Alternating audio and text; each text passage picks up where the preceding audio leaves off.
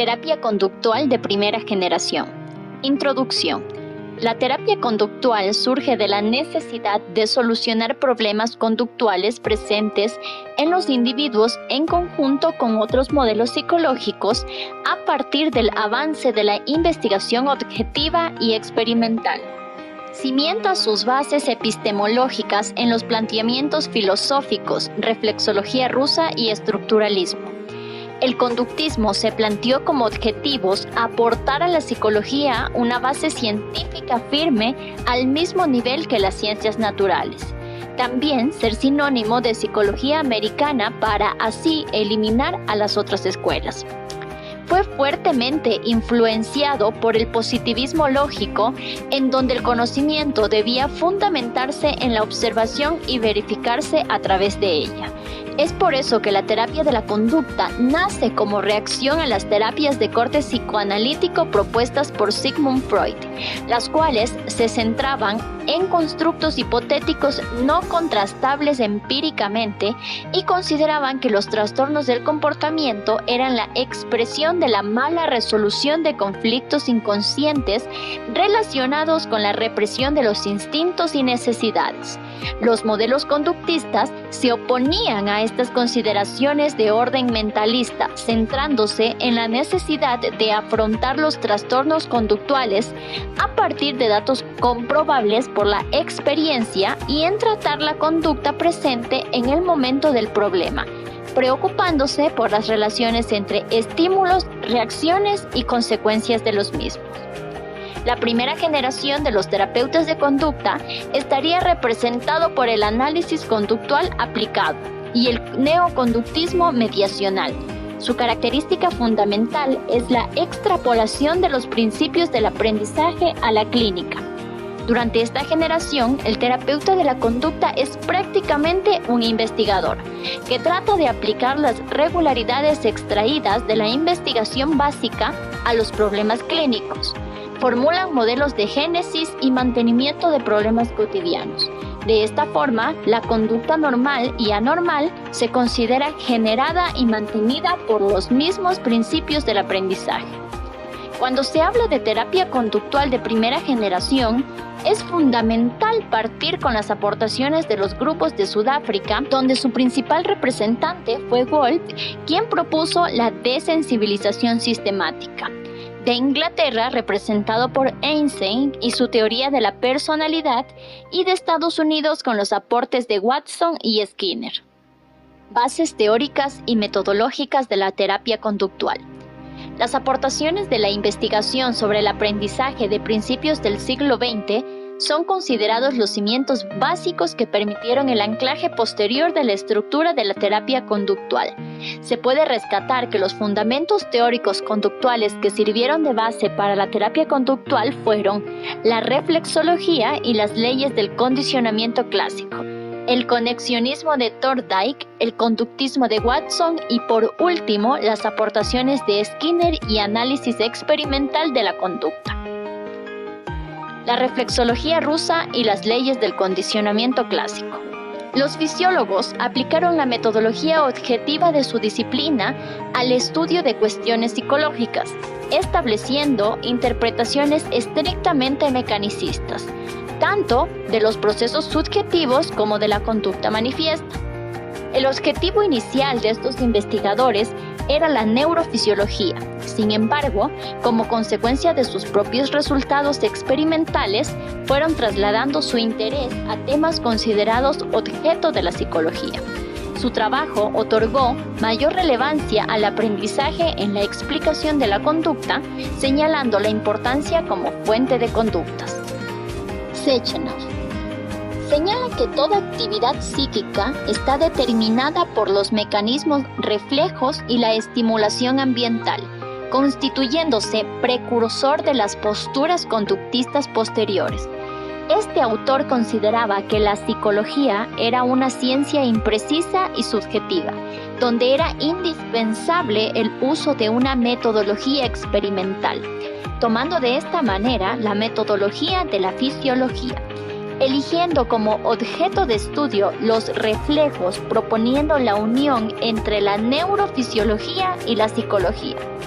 Por consiguiente, la conducta voluntaria o involuntaria puede explicarse mediante reflejos, produciéndose estos en respuesta a una estimulación ambiental concreta, incluyendo pensamientos, imágenes y recursos. Los reflejos complejos característicos del ser humano se desarrollan por medio del aprendizaje. Iván Pavlov se considera como el pionero de las teorías del aprendizaje. Su principal interés al estudiar los reflejos era comprender la actividad cerebral y así la conducta, llevándolo a investigar los reflejos condicionados como la extinción, generalización, recuperación espontánea, inhibición y discriminación. El condicionamiento clásico, su gran aportación a la psicología y a la terapia conductual, fue descubierto por azar a finales del siglo XX. El procedimiento típico para producir un condicionamiento clásico implica la presentación de un estímulo neutro junto a un estímulo con cierto significado, el cual produce una respuesta innata. Refleja que Pavlov denominó respuesta incondicionada. Si el estímulo neutro se presenta con un estímulo incondicionado, el estímulo nuestro adquiere las propiedades de estímulo incondicionado, transformándose en un estímulo condicionado. Conexionismo de Thorndike. Thorndike empleó métodos subjetivos y rechazó como objeto de estudio de la psicología los procesos mentales y la conciencia. Sus investigaciones estaban centradas en la adquisición de respuestas inexistentes en el repertorio del organismo. Formuló leyes básicas del aprendizaje, ley del efecto y la ley de la práctica. La ley del efecto establece que las respuestas seguidas de satisfacción quedan asociadas a la situación, de tal forma que se incrementa la probabilidad de ocurrencia en la misma situación. De forma inversa, si la situación era seguida de una situación aversiva, la conexión con la situación se debilitaba y la probabilidad de repetición reducía significativamente. El conductismo de Watson. Para Watson, la psicología debía ser una disciplina totalmente objetiva, dedicada a la predicción y control de la conducta, proponiendo los principales principios del conductismo. El objeto de estudio de la psicología es la conducta manifiesta, la implementación de una metodología experimental animal, la ruptura radical con las corrientes psicológicas tradicionales y, por último, la conducta se explica en términos de condicionamiento clásico pavloviano de los reflejos estímulo-respuesta del sistema nervioso del individuo. Neoconductismo. Las aportaciones de Watson posteriormente serían enriquecidas por la colaboración de Guthrie, Hull, Tolman y Maurer, que contribuyeron a desarrollar principios de explicación de la conducta, cuyas aplicaciones clínicas formarían las bases del desarrollo posterior de diversas técnicas de terapia conductual. Una característica fundamental del neoconductismo constituye la incorporación de variables intervinientes en el modelo estímulo-respuesta. Skinner y el condicionamiento operante. Skinner plantea la existencia de dos tipos de condicionamiento en función al tipo de respuesta implicada en cada uno. El primer tipo, el aprendizaje respondiente, sigue las leyes del condicionamiento clásico pavloviano, mientras que el segundo, el operante, la adquisición se da en función de la ley del efecto. Skinner estableció los principios básicos de condicionamiento operante: refuerzo, castigo, extinción, control estimular y entrenamiento en discriminación, y las variables que contribuyen a la conducta operante. Entre ellos, el concepto de refuerzo resulta central. Este concepto se refiere al aumento en la frecuencia, intensidad o duración de una respuesta a la que siguen inmediatamente ciertas consecuencias. De esta forma, a cualquier consecuencia que consiga este efecto, es decir, fortalezca la respuesta a la que sigue, se le denomina refuerzo.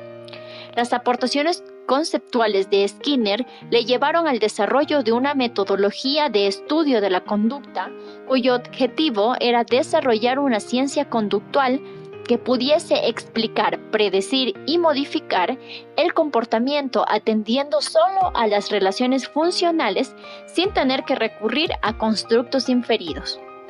Metodologías y tecnologías de la terapia conductual de primera generación. Las técnicas desarrolladas durante la primera generación de la terapia conductual se han mantenido hasta la actualidad. Constituyen un cuerpo de procedimientos altamente eficaces, lo que les convierte en un elemento frecuente de los programas de tratamiento cognitivo-conductual y de las intervenciones en ámbitos como educación especial, educación infantil o regulación de interacciones sociales. Para una mejor comprensión de las principales tecnologías de la terapia conductual en el presente documental, las dividimos en técnicas operantes, técnicas de exposición, de sensibilización sistemática y técnicas de relajación. Técnicas operantes, reforzamiento positivo. Se habla de reforzamiento positivo cuando la conducta se incrementa ante la presentación de un estímulo agradable como consecuencia de la realización de la misma. Lo que quiere decir que cuando se hace contingente un estímulo gratificante con la emisión de la conducta meta, solo se puede asumir que la consecuencia suministrada era un reforzador si la incrementa. Los reforzadores positivos pueden ser de diferentes tipos y han sido agrupados en función de su origen, naturaleza, tangibles o intangibles, contexto de aplicación, valencia apetitiva o aversiva. Los reforzadores incondicionados, su valor reforzante suele estar asociado a necesidades básicas del ser humano como la comida, la bebida y el sueño. En los reforzadores condicionados se hablan de reforzadores condicionados o secundarios porque no están asociados a necesidades básicas primarias. Son condicionados porque su valor reforzante no se ha adquirido de forma automática, sino mediante un proceso de aprendizaje. Suelen ser estímulos inicialmente neutros que adquieren su valor reforzante al asociarse repetidamente con los estímulos primarios. Los reforzadores tangibles son objetos materiales que pueden ser tanto reforzadores primarios como secundarios, como por ejemplo la comida, juguetes, ropa, aparatos electrónicos, entre otros. Los reforzadores sociales son las muestras de atención, valoración, aprobación, reconocimiento que recibe una persona por parte de otras como consecuencia de la realización de una conducta. Los reforzadores sociales son de los reforzadores más poderosos que facilitan el incremento y mantenimiento de la conducta de todos los seres humanos, tanto niños como adultos. Reforzamiento negativo. El reforzamiento negativo hace referencia al aumento de la probabilidad de que se repita una conducta al retirar un estímulo aversivo inmediatamente después de que se ha realizado la conducta.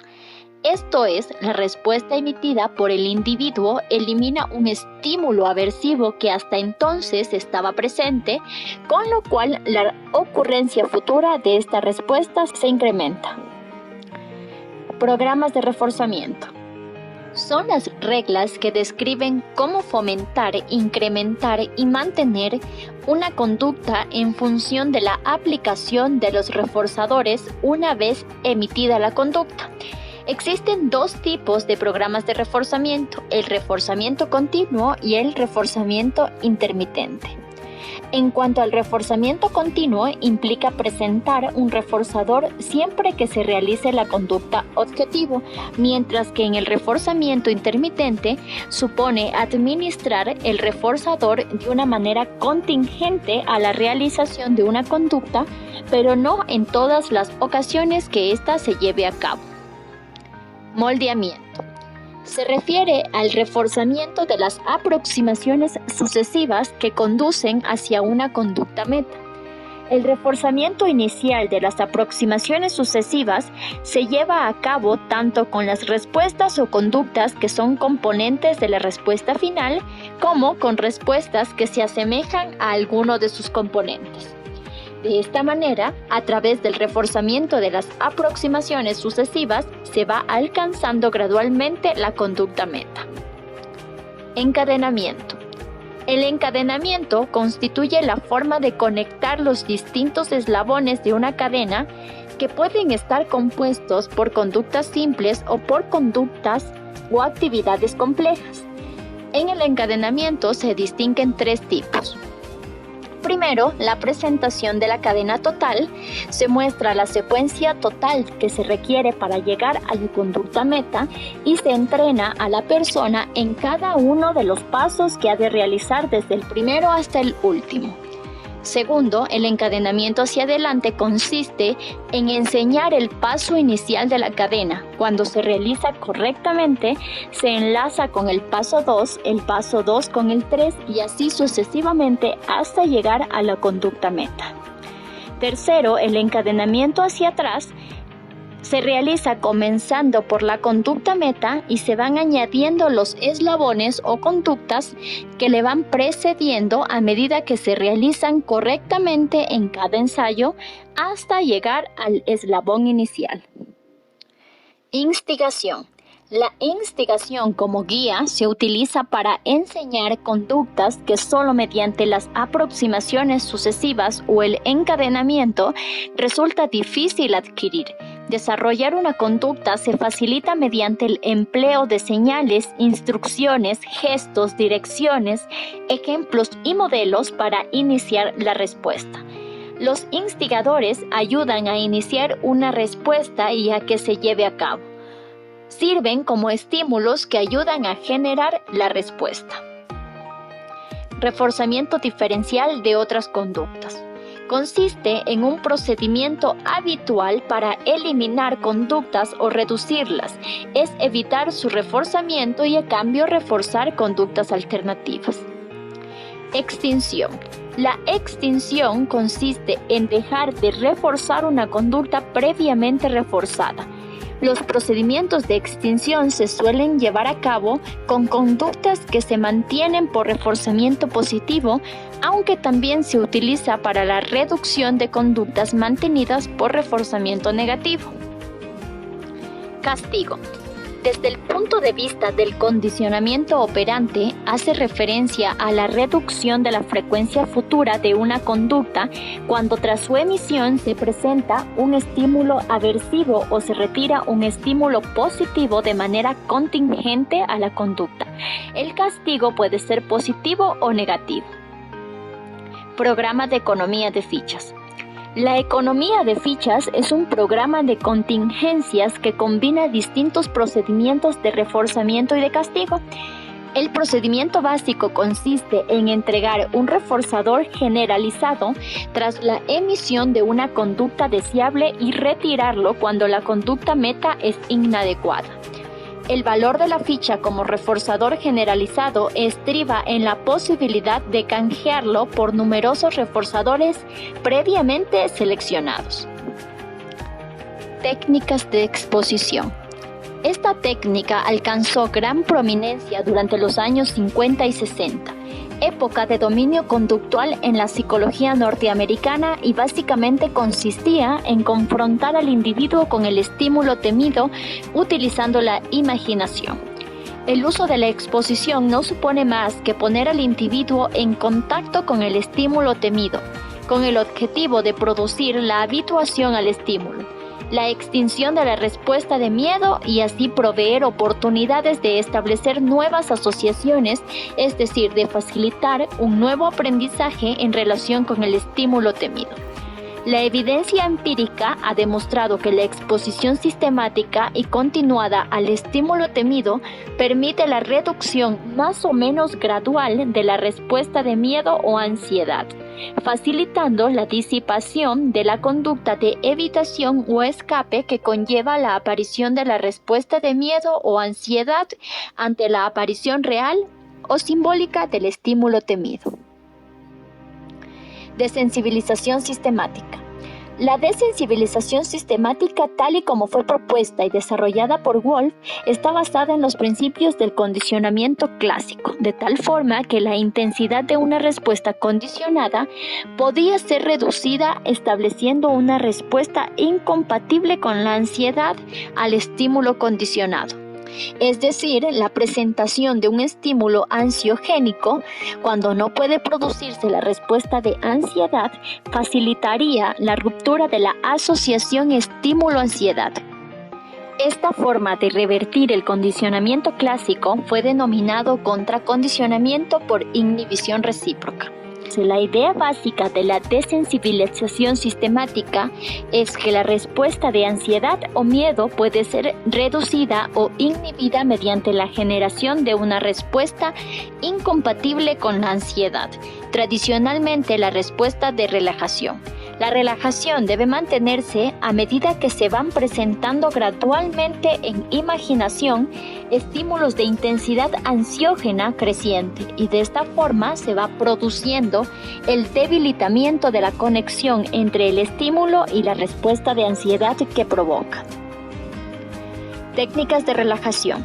La relajación tiene como objetivo reducir el estado de la activación fisiológica, facilitando la recuperación de la calma, el equilibrio mental y la sensación de paz interior.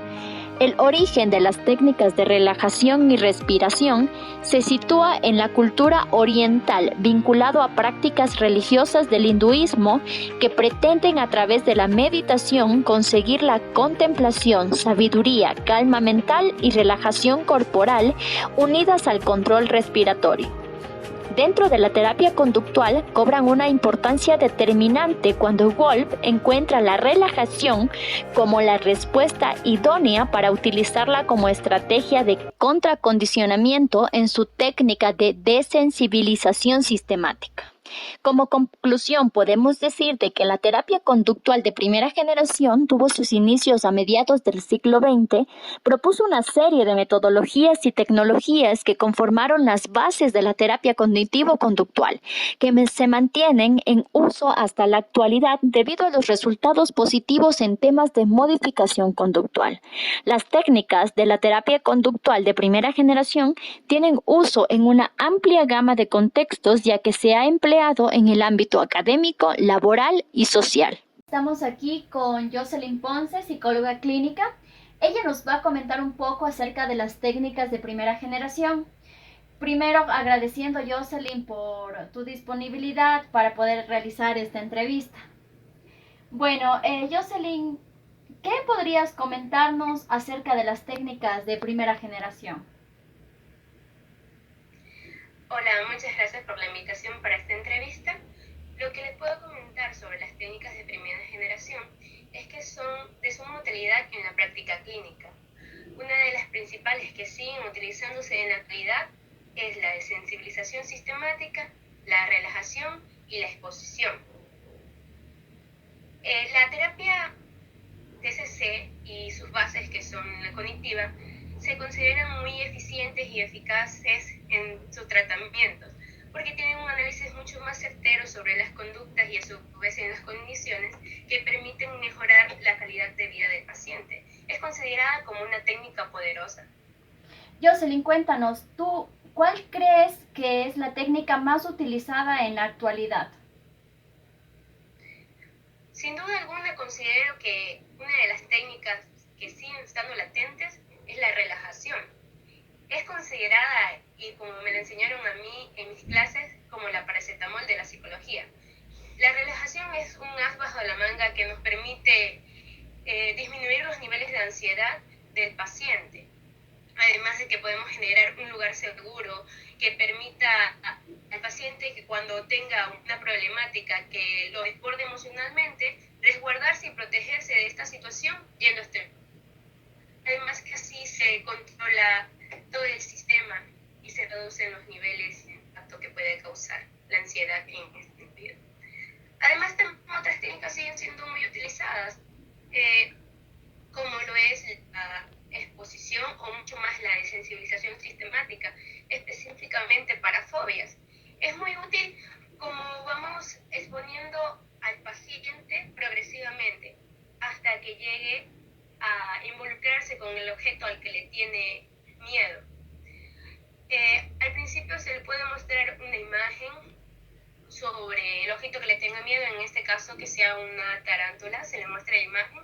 Luego interactúo con un muñeco de plástico hasta hasta que ya llegue a verla y no sentir ese miedo desproporcionado que afecta su sistema. Aunque sin duda es necesario aplicar la terapia cognitiva y la conductual juntas. La TCC en realidad es lo que mantiene un sistema de efectividad en el paciente. Los tratamientos más efectivos son aquellos que se vinculan a este tipo de terapia. Bueno, muchas gracias, Jocelyn, por tu tiempo y muy interesante todo lo que nos has comentado. Muchas gracias a ti.